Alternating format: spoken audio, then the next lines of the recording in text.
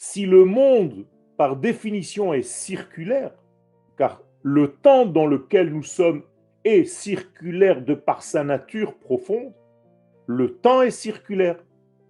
Et c'est de là que je voulais vous parler quand je parlais de chagim.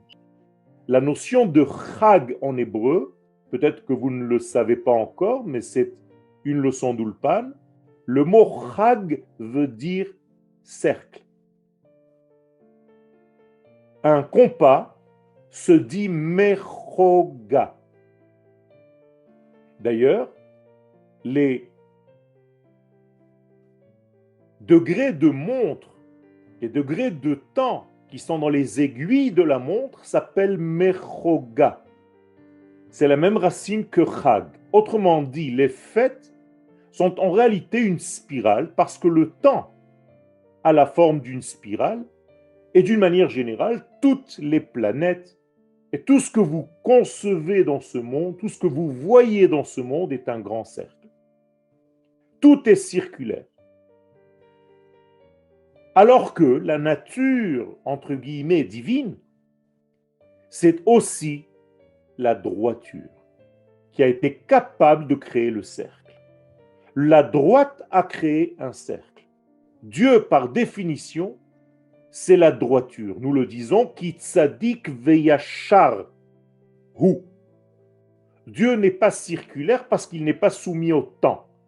Donc il est dans la rectiligne, il est dans la droiture de l'infini.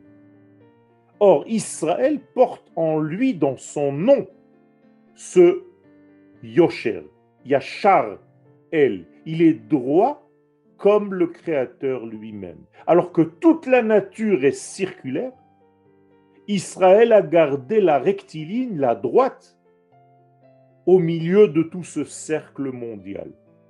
Je vais résumer. Les nations du monde sont un grand cercle.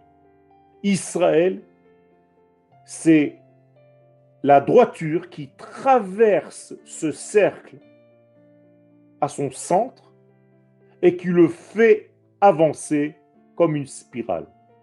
Autrement dit, le cercle ne peut pas évoluer, mais grâce à la droite qui le traverse, il trouve une direction. Et lorsque le cercle se met en mouvement grâce à ce centre-là qui est en lui, eh bien ce cercle devient une spirale parce qu'il évolue dans un sens. Ce qui fait qu'en réalité, c'est Israël qui donne le sens à toute la création. C'est Israël qui donne un sens à toute la vie.